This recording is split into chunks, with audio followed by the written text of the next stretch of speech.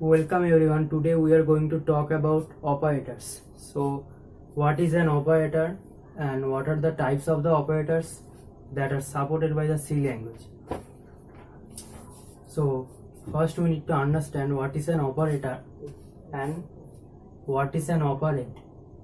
An operator is a symbol that let us perform some operation on one or more operands. So operands are the elements or the things on which we are going to perform some operation. So they are the main elements which we need to manipulate. And the operator itself, it means it is just a symbol which let us do or let the compiler perform some operation on that operand. So operator and it will do some task, it will manipulate the operands, and the number of the operands, it can be one or more than one. Means like the assignment operator, the simple equals to sign. In my previous videos I have shown that when we are actually declaring a variable like int n, this is the declaration part, but to make use of this variable n, we need to assign some value to the n variable. So n equals to 1. Here we are assigning 1 to the n variable. N is a variable which is nothing but a name given to a memory location. What is a memory location? In software term, in the software perspective or programming perspective, the memory location means the collection of bits or collection of real memory locations. Means if this is a memory, I have shown this earlier. So if this is a memory, six cells are here. So these cells, these are physical memory cells. These are the actual memory cells, actual memory locations in hardware aspect. But when we are declaring some variable with the data type, this data type, declaring a variable with data type, it's mandatory. Without mentioning the data type, you cannot declare a variable, because this n variable is just a box. A box means a thing which will have some dimension or some size. So that sizing will be done by the data type. So that's why I say data type is the container that will hold a specific type of data into it. All of these data types are like containers which are meant to hold some specific type of data. So when working with the integer, we will handle, or this container, integer container, will hold only integer data, and n is the box itself. So n is the box. Just think the n, it emphasizes on the box. Just imagine a box, a container. The size, it will come from the data type. So the data type integer, it does the sizing, means the box will have some size. So we can say data type, it will emphasize on the size. Finally, the n, the name. When the name, especially n, what is n? N emphasizes on the identifier, means the name given to this box. So there is not much difference between the variable n and the identifier, because identifier is the name given to the box or the memory location. N is the memory location here, and integer is the data type. So now let's say it's just I have drawn this a 6 cells memory, but it's not practical, because the smallest data type, which is the character, it will hold 8 bits, means 1 byte equals to 8 bits. So I need to at least make 8 cells. 6, 7 and 8. So this makes 1 byte. So now if I declare a variable, let's say there are thousands, even millions of cells here in this memory. It will vary on the memory size, and I have declared only a character C. So that will occupy 8 bits or 8 cells, 8 physical memory cells, and the whole term will be the collection of set of these cells, physical cells. It will be known as the memory location. It's actually the set of those memory cells, those real physical memory cells, and it will make the in software term or programming term, the whole thing, the collection of 8 bits or 8 cells, this will make a memory location. So when we are saying that we are allocating some memory, that memory allocation will be based on the data type, and this is our memory location, which contains 8 physical memory cells. Now this is a definition part, this one is a declaration, and this one is a definition part. And how do we define n equals to 1? This is the assignment operator.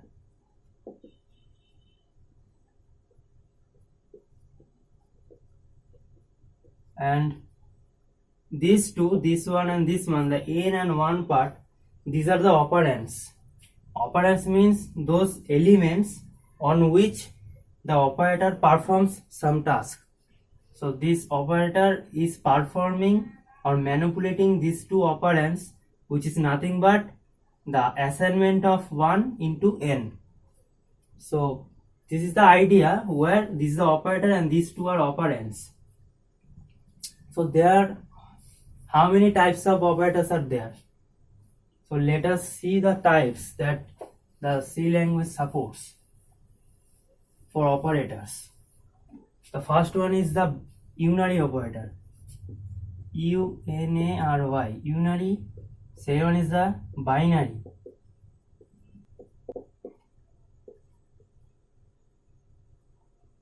Now you can see we have 3 types of operators supported by the C language. First one is the unary. As the name suggests, unary means uni. It will work on only one operand. So those operators which will work only on one operand or work with only one operand, that those will be the unary operators. Binary operators, similarly the bi, it means it will be working with, it would work with two operands. So binary operators, these types of operators will be working with or working on 2 operands. 2 why? Because we have bi. Bi means 2. Ternary means 3. T-E-R. This part, if you see this part, ternary, it means 3. So these types of operators, they will work with operands counting 3. Unary, only one operand. Binary, 2 operands. Finally, 3 operands.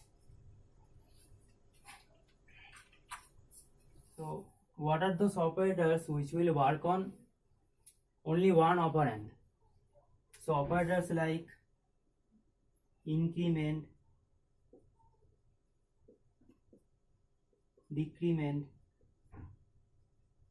I will show you in practical sessions also, but for now just remember increment operators, decrement operators. Increment is for plus plus, decrement is for minus minus.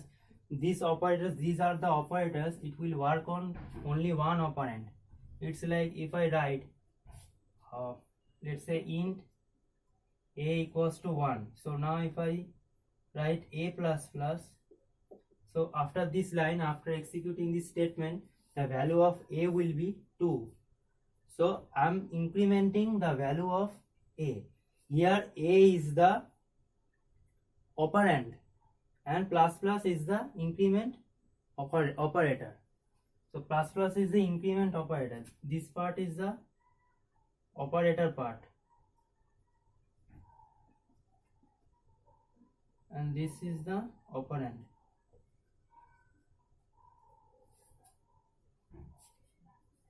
So similarly, it can be replaced by the decrement operator also. So these are the unary operators because it has only one operand and one operator. Binary, it will work with two operands. So things like this one. Here the assignment operator, the equal sign, it is working on two operands, A and 1. So as it is manipulating two sides, two operands, it will be known as a binary operator. Finally, the ternary operator, there is only one ternary operator, which is this.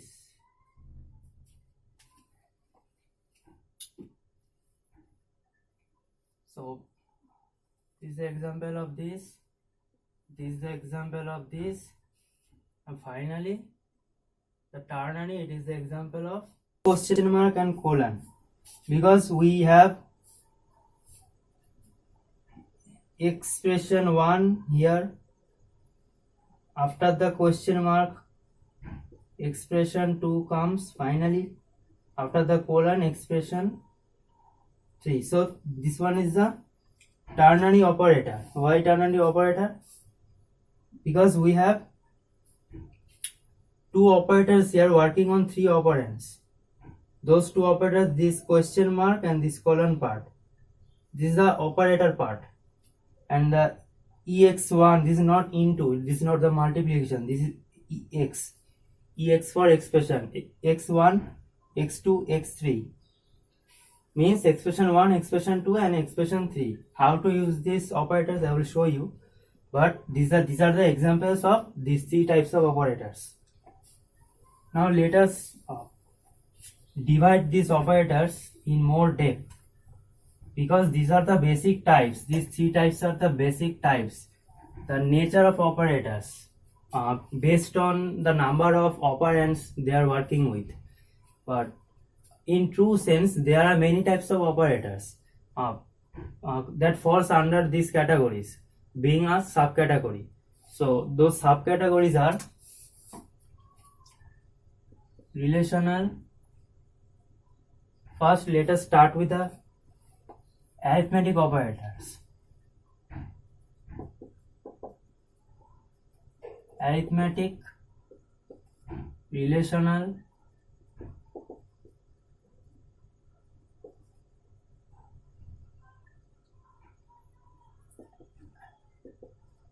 assignment, logical, bitwise,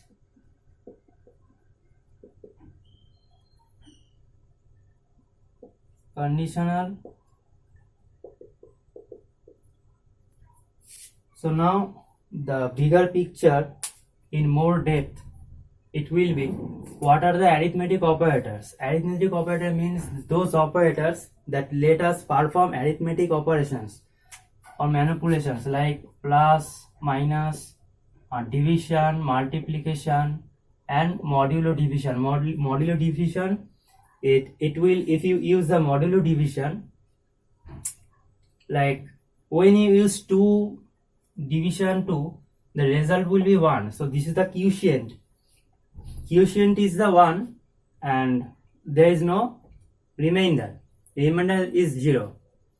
But when performing the modulo division, this will also give you some result that will be 0, because when you perform 2 modulo division 2 means you are dividing 2 and it is not actually the result will not be the quotient, the result will be the remainder. Relational is greater than, less than, greater than equals to, less than equals to, equals to and not equals to. These are the relational operators. Again, these are of binary types because it will work with 2 operands. In case of arithmetic also, this is working with 2 operands. and increment decrement operator, those operators are plus plus and minus minus. So they are based on the type. Obviously I can write them. Inc and decrement operators. So they are the plus plus minus minus. These are of unary type because there will be only one operand. Bitwise is the first, let us see the assignment equals to, then plus equals to, minus equals to, division equals to, multiplication equals to, modulo equals to. When talking about logical operators, these are the operators, binary operators. These are also assignment operator is also binary operators, and conditional operators, these are also binary operators. So most of the operators are binary because they work with two operands. Only the exception is for increment decrement, working with only one operand, and the conditional operator which will be working with three operands. Logical operator is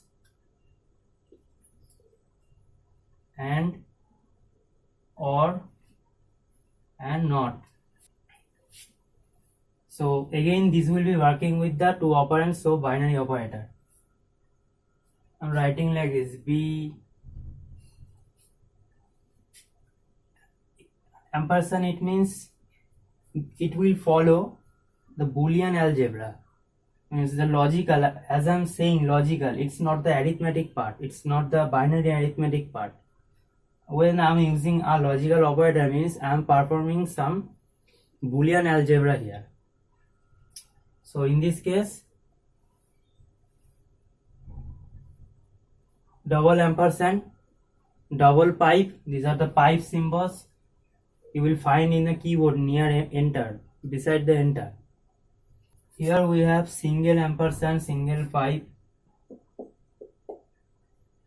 left shift, right shift, tilde, and this one, the cap. Conditional is question mark,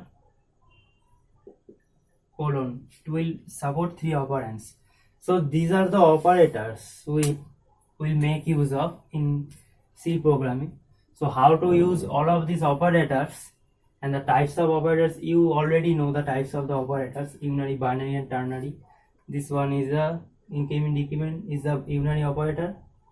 Conditional, this one is a ternary operator, and rest of the others, these are all binary operators because they will be working with two operands. Now now when I'm doing